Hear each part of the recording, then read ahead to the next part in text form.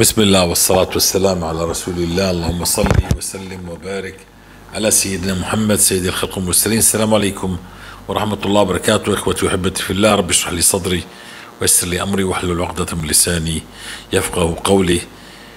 معنا قصص بدنا نسمعها إن شاء الله، وبعدين بنعلق على القصص.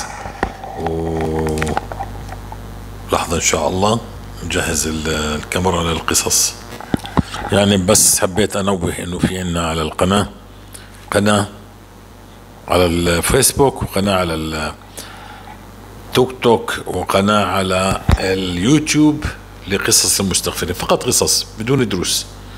وهناك جروب للقصص المستغفرين على تيليجرام، فقط قصص وبوستات تعليقات المستغفرين ماذا وجدوا او قراء سورة البقرة.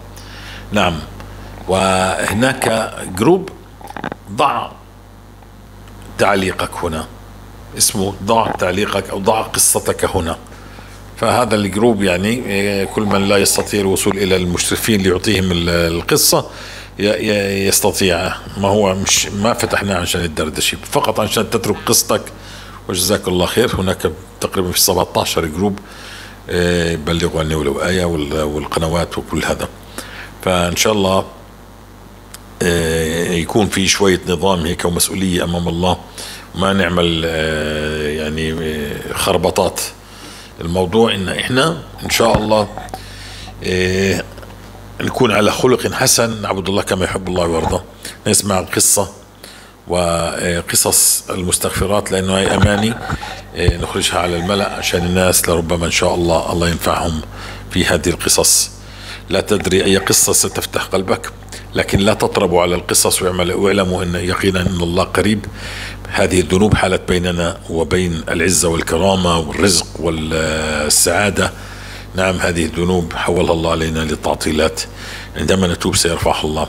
استغفار هو رحمة الله، استغفار فيه الرزق، استغفار فيه التمكين، استغفار فيه الحياة الطيبة الكريمة.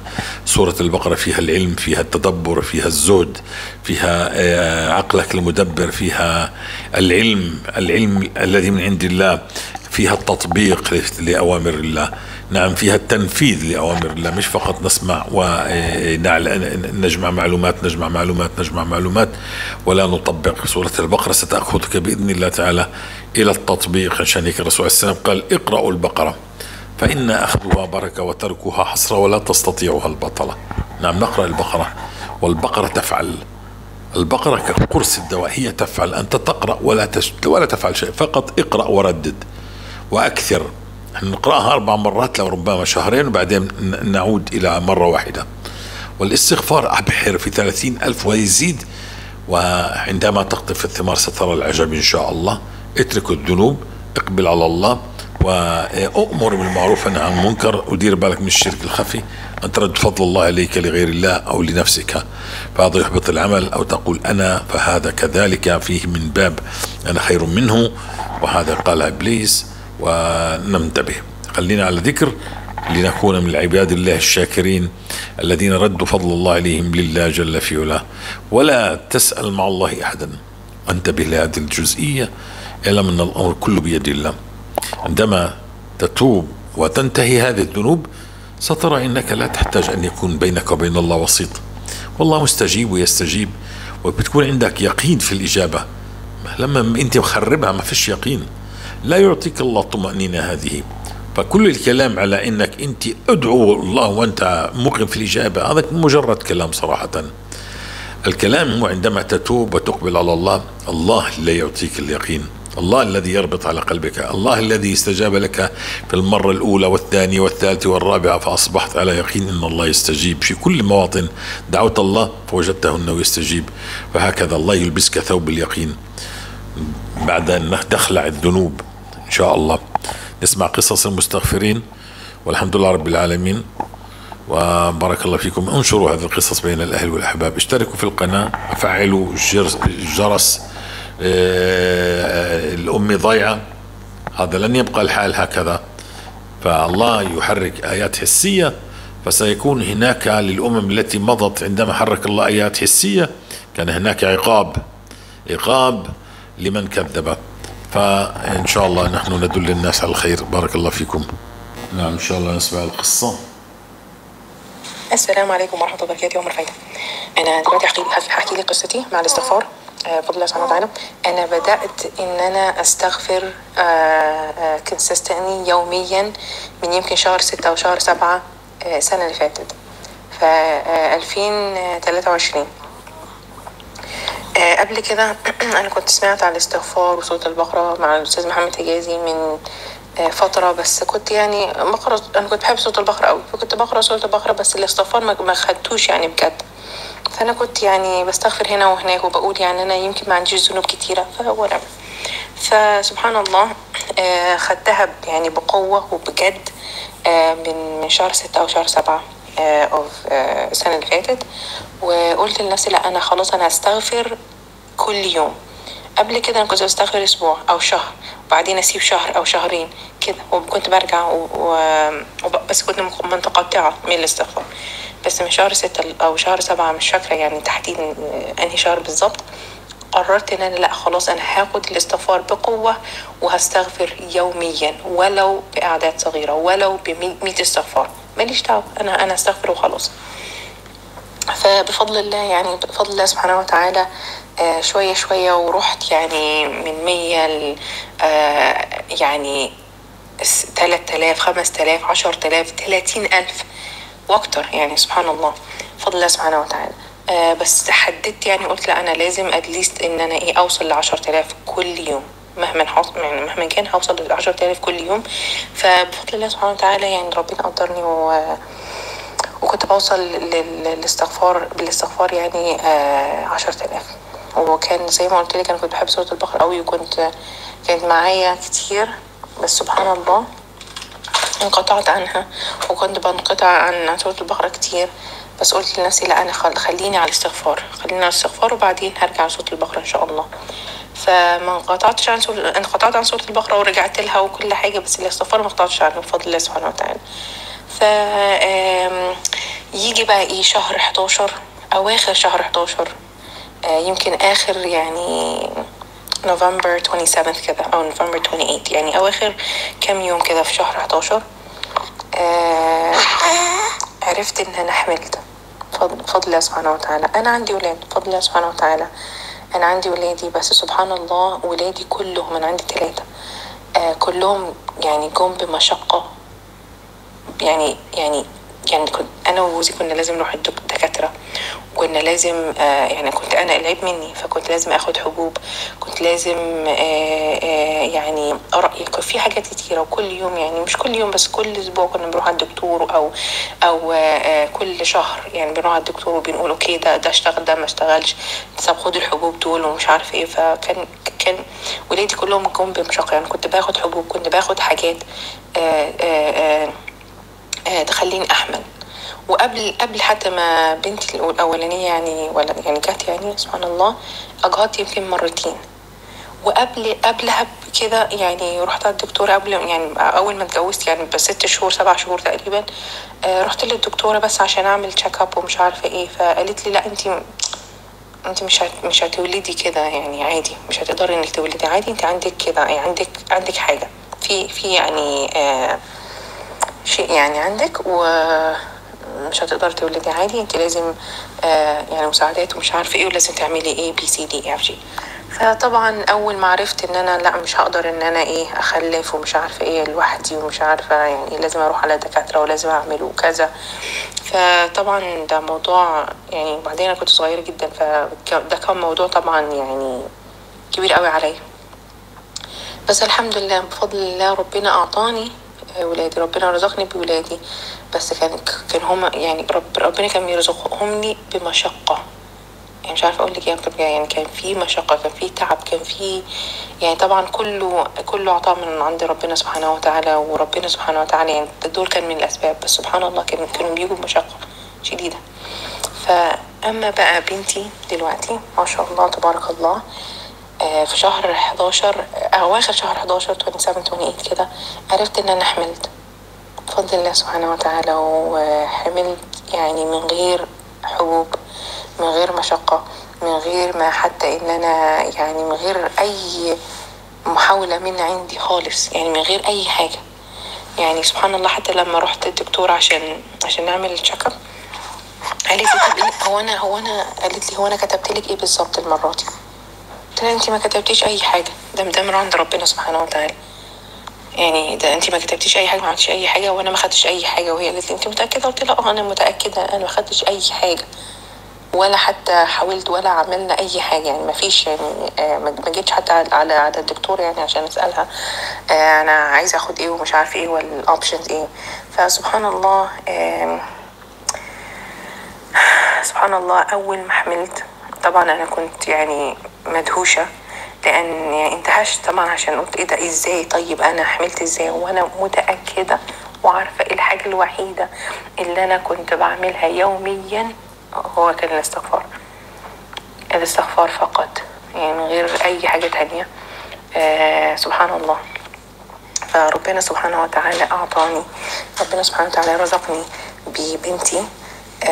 بنتي سميتها آية لأنها فعلا آية. فسبحان الله.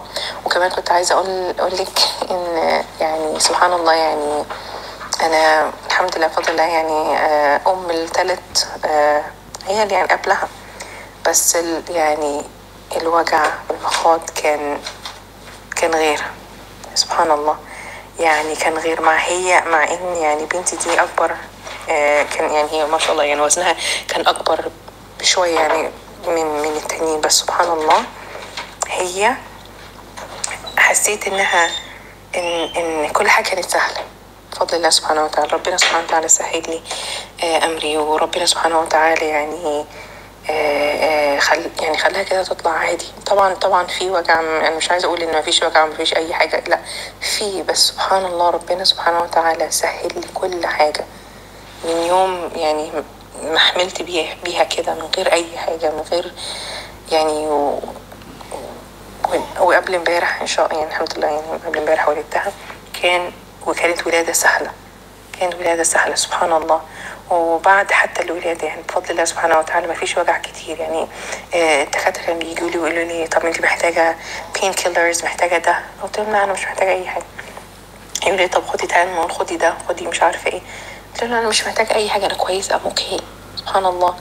ويعني نورمالي طبعا انت ام رفايدة طبعا عارفة يعني بعد ما تولدي على طول في وجع، في ألم، في كل حاجة، بس سبحان الله ربنا سبحانه وتعالى يسر لي الأمور كلها تماما، وده بس بالاستغفار. فطبعا أنا دلوقتي بفضل الله سبحانه وتعالى رجعت لسورة البقرة، ورجعت لسورة البقرة بعد ما عرفت إن أنا حامل. والله انا قلت لا انا يعني من كتر ما كنت مدهوشه ان انا كنت يعني مش ازاي يحصل، لا ده ربنا سبحانه وتعالى قادر على كل شيء، بس ازاي الشيء ده يحصل لي انا؟ قلت لا انا لازم اراجع نفسي اكتر من كده، لازم اتقرب من ربنا اكتر من كده، لازم لازم لازم. فرجعت لسورة البقرة بفضل الله سبحانه وتعالى بعدها. هو لسه مداوم عليها بفضل الله سبحانه وتعالى، بس آية جت يعني بفضل الله. بنتي آية يعني مش عارفة أقول لك إيه يا أم الفايدة. الله سبحان الله، يعني بلغوا عني ولو آية. دي أنت محتاج بس تعيش آية واحدة في حياتك عشان يكون عندك يقين، ويعني ربنا سبحانه وتعالى هيدهشك. يعني مش عارفة أقول إيه أكتر من كده. سبحان الله، يعني it doesn't matter يعني أنت فين أو فيك إيه، أو يعني nothing matters. يعني ربنا سبحانه وتعالى لو انت اتجهت لربنا سبحانه وتعالى وقربت منه وسبت يعني سبت اللي تقدر عليه من المعاصي وجاهدت نفسك وبس، يعني استغفرت، يعني تقول استغفر الله كل يوم، يا الدنيا غير الدنيا. سبحان الله، اللهم لك الحمد. بس اقول ان انا كنت عايز اقول لك قصتي الصغيره دي. وطبعا يعني آية دي اسم على مسمى، لانها فعلا جد من الاستغفار بفضل الله سبحانه وتعالى. السلام عليكم. نكمل القصص إن شاء الله. بارك الله فيكم. يعني قصص ملهمة ما شاء الله تبارك الرحمن. عندما الواحد يجد الجواب عند الله في الاستغفار، في وعد من وعود الله يتحقق له، هكذا يصبح بيني وبين الله سر. هل لك سر عند الله بينك أنت وبين الله؟ هل لك صدقات تخفيها؟ نعم. هل لك استجابة دعاء؟ هل لك سر بينك وبين الله استجابة الدعاء؟ هل وجدت من استغفارك شيء؟ هذا لم نعيشه. عشان يثبت الدين كان يصير في يقين على اليقين إن الله قريب مجيب، مش يقين ونحن نسيء الأدب إلى الله. نتوب، نقبل على الله، نعبد الله كما يحب الله ويرضى، وننتهي عما نهانا الله. نحن نسقط فيما نهانا الله، نحن نأتي بما يعني في الطاعات لكننا نسقط بالفرائض، علينا أن نتوب إلى الله. نأخذ القصة هذه إن شاء الله. السلام عليكم ورحمة الله تعالى وبركاته. معكم أختكم من المغرب. أريد أن أحكي قصتي وتجربتي مع الاستغفار وسورة البقرة. منذ 7 سنوات كنت أعمل وكنت ملتزمة بالاستغفار، لأنني مرة قرأت حديثا عن النبي صلى الله عليه وسلم يقول: من لزم الاستغفار جعل الله من كل هم فرجا ومن كل ضيق مخرجا ورزقه من حيث لا يحتسب. ومر الوقت فتقدم لي شخص للزواج ورفض أهلي، وضاقت بالدنيا ولم أعد أعرف ماذا أفعل، فلزمت الاستغفار أكثر فأكثر، زدت في العدد، وقمت الليل في الثلث الأخير من الليل ولجأت إلى الله. والله لا أكذب عليكم، مدة قصيرة قصيرة قصيرة قبل أهلي وتزوجت، وكان شخصا طيبا ويخاف الله، والحمد لله، فهذه نعمة كبيرة أحمد الله عليها. وعند الزواج توقفت عن العمل وجلست في بيتي، وكانت تسكن بقرب جارة، كانت تدخل عندي تأكل معي، وكنت أعاملها كأخت لي. وعندما أنجبت طفلتي الأولى فقد كانت معي،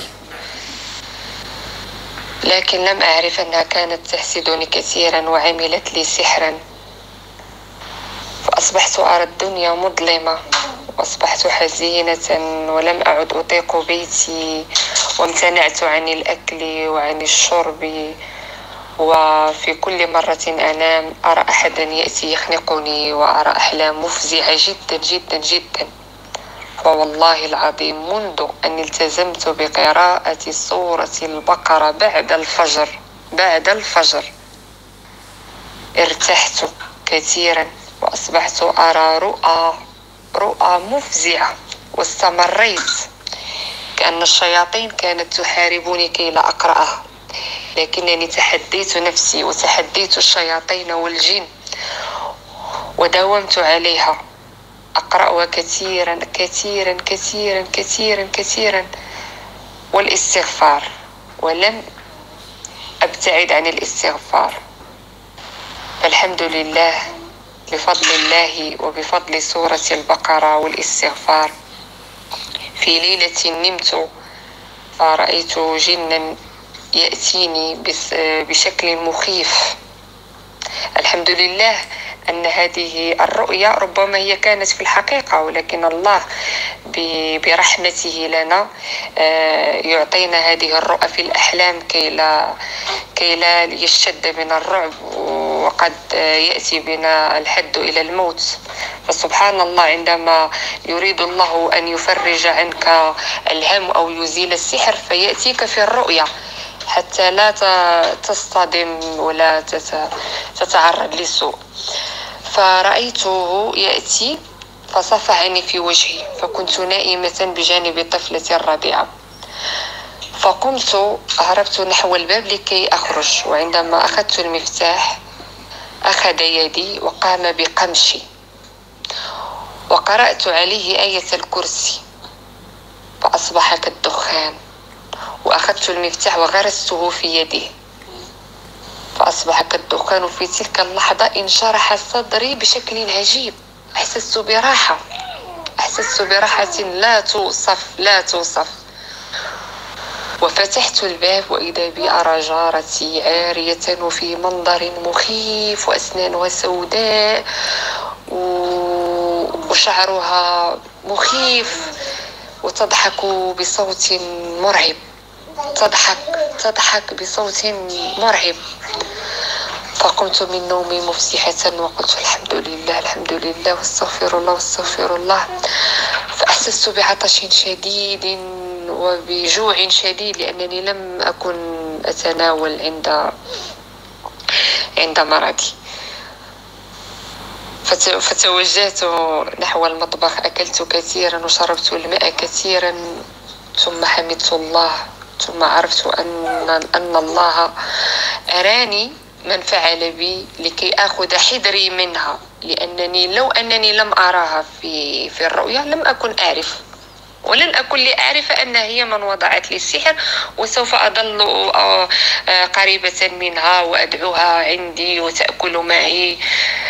الحمد لله والشكر لله. منذ ذلك الوقت التزمت بسورة البقرة والقيام في الثلث الأخير، وأطلب الله أن ينصرني على كل من آذاني وعلى كل من عاداني وكل من سحرني. فوالله لم يمر ولم يكتمل عام حتى أراني الله فيها قدرة عجائبه. والله أقول لكم الحقيقة، لقد تشتت شملها، طلقها زوجها، حرمت من أطفالها، تشوهت سمعتها، وأنا أرى من بعيد وأسمع من الناس ومن الجيران وأرى وأقول سبحان الله، إن الله لا ينصر المظلوم.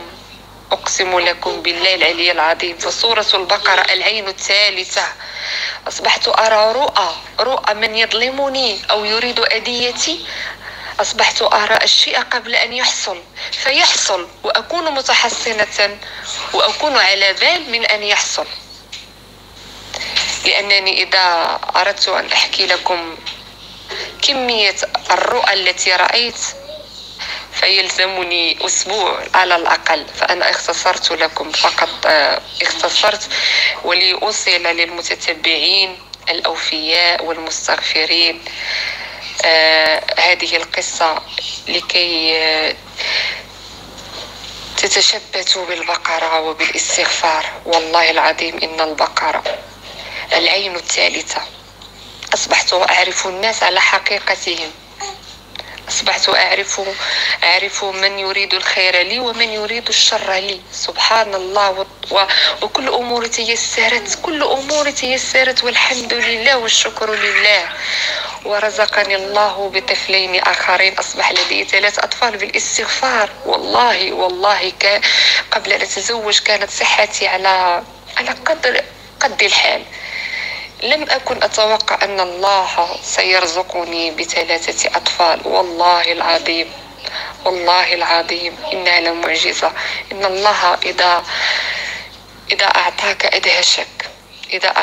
أدهشك. سبحان الله. أنا أحكي لكم والبكاء يتغلب علي. سبحان الله. تقربوا من الله بالاستغفار. لقد نصرني.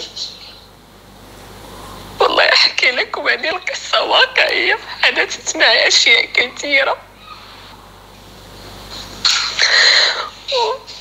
تقربوا من الله بالاستغفار وبالبقرة وسترون العجاب. ستندهشون من عطائه. لقد نصرني الله، فقد كان لدي أعداء كثر، لأن الله رزقني بزوج صالح وميسور الحال. الحمد لله من كل شيء. لم أعد أتعب في العمل، وتحجبت. لم أكن عندما كنت أعمل لم أكن ألتزم بالحجاب، فأصبحت متحجبة وزوج صالح وميسور الحال. ورزقني الله ب3 بنين. سبحان الله. قوله الحق: استغفروا ربكم إنه كان غفارا يرسل السماء عليكم مدرارا ويمددكم بأموال وبنين. فقد الحمد لله رزقني بالبنين وبزوج ميسور الحال.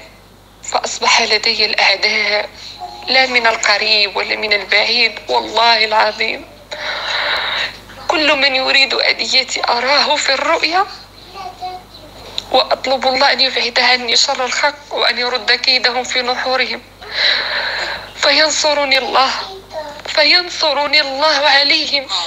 فينصرني الله عليهم. التزموا أيضا بالدعاء في الثلث الأخير مع الاستغفار وقت السحر والبقرة بعد الفجر، وسترون العجب أقسم لكم بالله إن الله قريب مجيب الدعوة إذا دعا، فإنني أحب الله كثيرا، فإذا أعطى أدهش وإنه يغفر الذنوب. فشكرا لكم لسماع هذه القصة، وأتمنى لكم أيضا التوفيق لكل المستغفرين والملتزمين بسورة البقرة، وأيضا الشكر لمحمد حجازي، وأتمنى الله أن يجعل هذا في ميزان حسناته وأن يوفقه الله. الحمد لله على كل شيء. شكرا لكم. محمد. يا سبحان الله، يعني نشتغل ببعضنا البعض، نحسد بعضنا البعض، نسحر بعضنا البعض، يعني نحقد على بعضنا البعض، غيبة ونميمة وسب وشتم وأكل حقوق. وكيف يكون لنا عزة؟ وكيف يكون لنا كرامة؟ وكيف يرضى الله عنا؟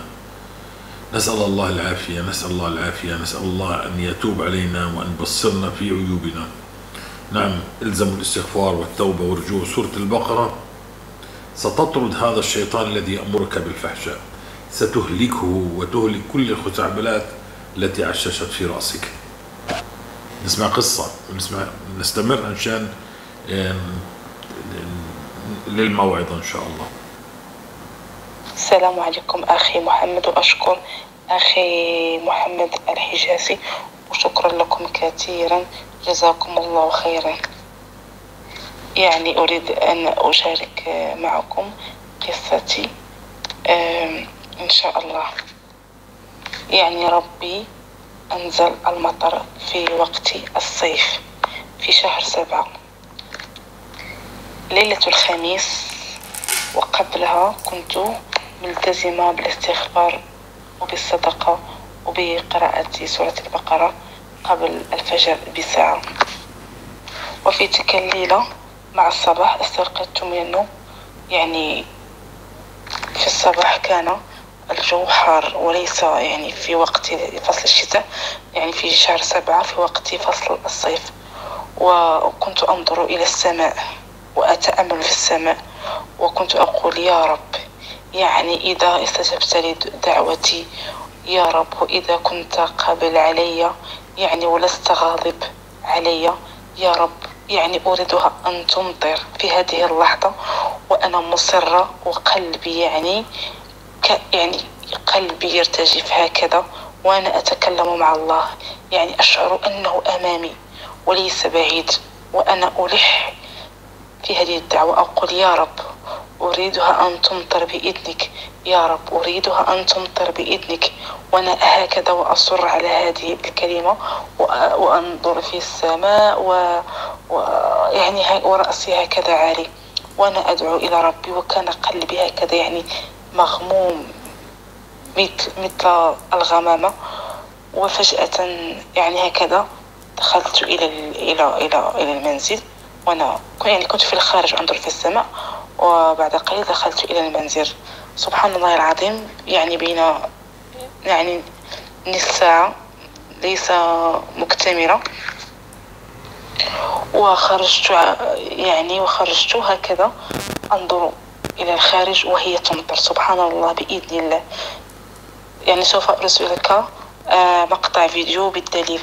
سبحان الله أمطرت، والجو ليس جو الشتاء، وليس جو يعني فصل الشتاء، يعني في شهر 7 وكان الجو حار. سبحان الله العظيم بقوته وعظمته وسلطانه وشأنه، إذا أراد شيئا يقول له كن فيكون. إنها أمطرت بإذن الله بالاستغفار والقرآن. وكنت الحمد لله بفضل الله تعالى يسخرني لناس يعني أقدم لهم يد المساعدة. كنت أقول يا رب أعطني إشارة، أعطني إشارة. وربي أنزل المطر الحمد لله. عليكم ورحمة الله وبركاته. كيف حالكم أخواني؟ والله أنا حبيت بس أشارككم مشاركة بسيطة عن سورة البقرة وفضل سورة البقرة والاستغفار. وسبحان الله يعني الإنسان لما يداوم على سورة البقرة والاستغفار يرى العجب. سبحان الله. أولا بعرف نفسي، أنا أبو عبد الله من البحرين. فسبحان الله يعني الإنسان لما يقرأ سورة البقرة ويداوم عليه سبحان الله في البداية بحس في شوي يعني بتصير تعب وبتصير يعني بعض الأمور تكشف له. سبحان الله. وهذه هي حقيقة سورة البقرة. سبحان الله يعني إن الله عز وجل يبين لك أمور كانت تخفى عليك، وربما أمور كثيرة كانت يعني متعطلة في حياتك بسبب شنو؟ المعاصي، وأنت ما تعلم.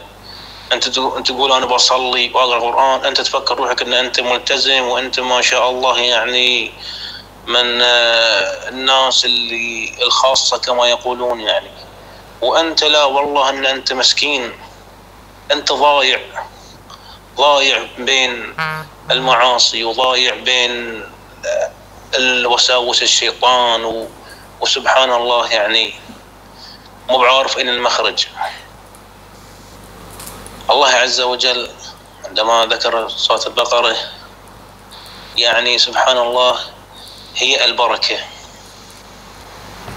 كما قال الله تعالى إن تقرضوا الله قرضا حسنا يضاعفه لكم.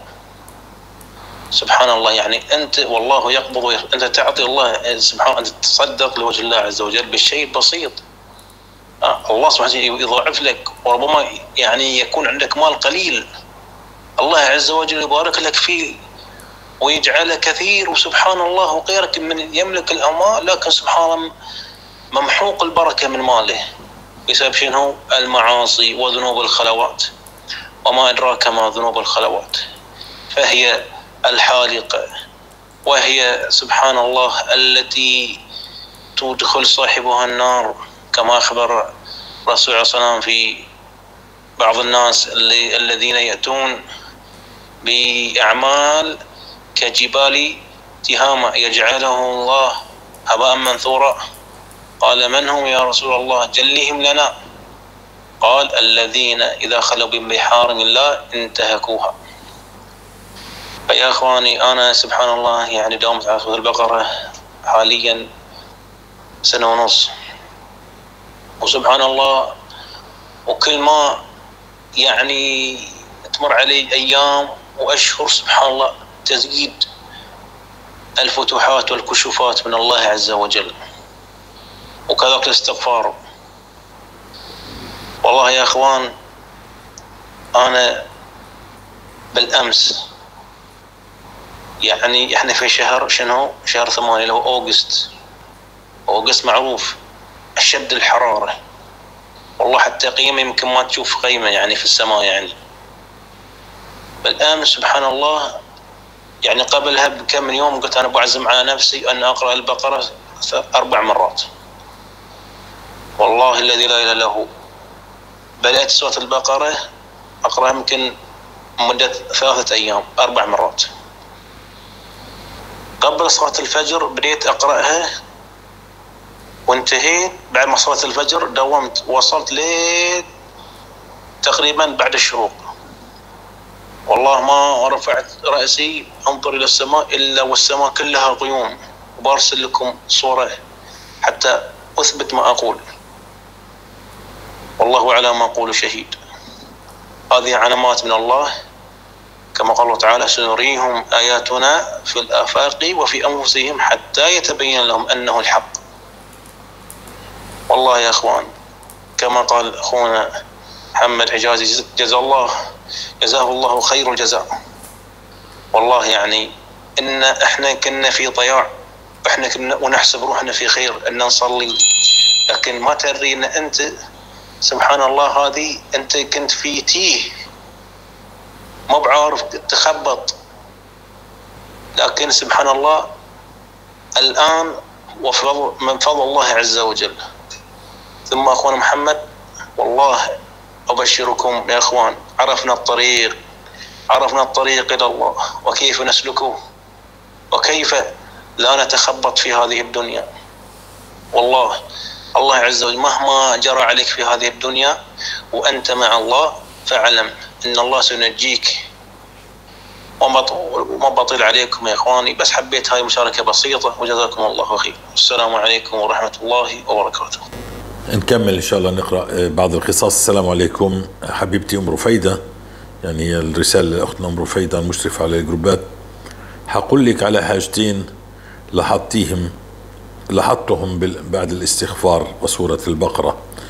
الأوضة بتاعتي أنا وأختي كان فيها حشرات غريبة كثيرة على الحيطة، وكنت مهما أنظفها مش بتروح، ونفسيتي كانت تعبت بسببها. من بعد الفترة دي أنا بدور على واحدة حتى مش لاقيها، الحمد لله. والملاحظة الثانية إني كنت كل صيف أحس في حاجات بتمشي على ظهري، وأقعد أدور وأهرش وما فيش حاجة إلا الصيف ده. سبحان الله، من بدايته لغاية دلوقتي ما حسيتش شعور ده نهائي، والحمد لله والفضل لله الذي أذهب عنا الأذى. والله يجزيكم عنا كل خير يا أهل القناة، بلغوا عني ولو آية. الحمد لله رب العالمين. طيب، هاي قصة احنا ما كملناهاش المرة اللي فاتت، قصة إدمان على المخدرات. تبت من إدمان عدة مخدرات: الشبو والكباتجون والتمباك والإباحيات بفضل الله، ثم التزام بالصلاة وقراءة سورة البقرة من 1 إلى 4 مرات يوميا، ولمدة 6 أشهر حسب ما يفتح الله علي. وكان التخلص من السقطات بعدد 4 مرات بدأ واضحا، ودمجت معها الاستغفار من 15 إلى 30 ألف يومي، والتزمت بهذا الجدول. وكنت بفضل الله أرجع بسرعة بعد الانتكاسة. إخوتي، بعد الانتكاسة ارجعوا، استغفروا، توبوا إلى الله. نعم، هنا يغفر الله الذنوب، لكن لا تصروا ولا تأخذوها هيك يعني تتهاونوا فيها. نعم. هذا أهم. عذرا، لحظة. نعم، وكنت أرجع بسرعة بعد الانتكاسة. الوقت هذا أهم وقت لسرعة التعافي، وكنت بفضل الله مصر جدا على التوبة. نعم، أصر على التوبة. نعم، هذا جميل. كنت مصر جدا على التوبة ولا أقتنع بأي فكرة تخالف ذلك. والتحصين مهم لإزالة أو التخفيف من هجوم الشياطين. نعم، التحصين مهم جدا. وإذا ضاق بي الحال وتوقفت أو شعرت بالهزيمة، لجأت للدعاء والبكاء لله، وتجاوزت الأعراض الانسحابية بسهولة والحمد لله. وليس كما في جوجل. واستمريت بهذا الجدول وصدقت مع الله في نيتي، وصدقني الله، وكان فضل الله بالاستغفار بمثابة الطبيب والمشفى والمركز العلاجي والمدد المالي والمؤقت الاستراتيجي للهجوم على المعصية وشياطينها والتخلص منها ومعالجة الأعراض الانسحابية. وكنت بفضل الله أقرأ الإرشادات جيدا والتلميحات التي تأتي من الله. وكان فضل الله بسورة البقرة بمثابة العقل المدبر، التثبيت، رفع فضيلة الصدق، مواجهة أسحار الشياطين، مداواة أوجاع الانتكاسات، ذهاب الخوف والحزن. ونصيحتي لأي مدمن أخي، أنت تحت تأثير الوهم، لا تصدقه وسلم نفسك لله قبل أن يحدث ما لا يحمد عقباه. وأقصى ما تصل إليه من الهلاك بعد التوبة أن تموت في سبيل الله مجاهدا، ولا تفكر في أي شيء إلا بعد مضي 6 أشهر. ولا تستعجل، اطفئ عقلك، نعم اطفئ عقلك، وثق بربك، وانطلق في رحلة التغيير، وكل ما تحتاجه أو سينقصك سيأتيك بالوقت المناسب. والله هذا والله على ما أقول شهيد. أخوكم أحمد من جروب بلغوا عني ولو آية. جزاك الله خير أخي أحمد. الحمد لله رب العالمين الذي هدانا لهذا وما كنا لنهتدي لولا أن هدانا الله. الحمد لله الذي فتح علينا أبواب المعرفة. نعم الحمد لله. نسأل الله العلي العظيم أن تصل هذه القناة ومحتواها إلى مشارق الأرض ومغاربها، حتى نعيد بإذن الله تعالى، والفضل كله لله، الثقة بين المسلم ودينه، بين المسلم وربه، نعم بين المسلم وحتى مع المسلم، نعم إن شاء الله، حتى نكون كالبنيان المرصوص يشد بعضنا بعضا، نعم كالبنيان أو كالجسد الواحد إذا اشتكى منه عضوا تداعى له سائر الجسد بالسهر والحمى. ليس كالذي يحسد ويسحر ويحقد ويبغض ويكره. نعم نحن هذا حالنا الآن، لكن مع سورة البقرة سيحلق كل هذا من أعمال الشيطان. نعم هذا الباطل سيحلقه الله جل في علاه بسورة البقرة. نحن فقط علينا أن نقرأ، ونحن فقط علينا أن نردد أستغفر الله. نعم أستغفر الله. طبعا نتوب من الذنوب ونلزم الاستغفار. لا تتفكر ولا تأتي بالذنب، ولا تتفكر بذنب ولا تستحضر ذنب ولا قلب، لكن أبحر مع سورة البقرة. أنت اقرأ اقرأ اقرأ وسترى العجب تفعل أفعيلها فيك. نعم والاستغفار سيفعل الله فيك أفعيل ما كنت تحلم بها. لكن ابحر ولا تلتفت، كما قال لك لا تنظر ماذا حدث، هل حدث شيء، امشي امشي امشي امشي امشي، شهر شهرين 4 5 6 7 يبدأ يزداد من أول يوم، تبدأ الأمور تتغير معك. يبدأ عطاء الله من أول ساعة صدقني، بس أنت لربما لا تشعر شوي شوي هيك الهدوء السكينة، وتبدأ تنفرج الأمور من هنا، تنحل المشكلة من هناك، يقضى دين من هناك، هكذا وحدي وحدي وحدي وحدي. وما إن يعني تبحر سترى عجب. لا تؤخروا صلاتكم وصلوها في وقتها، وبروا والديكم، وردوا الحقوق لأهلها، ولا تظلموا الناس شيئا، فلربما دعوة مظلوم تصيبك فتهلكك والله، أو تقعدك سنين وأنت مسكين لا تهتدي سبيل. نعم والسلام عليكم ورحمة الله وبركاته.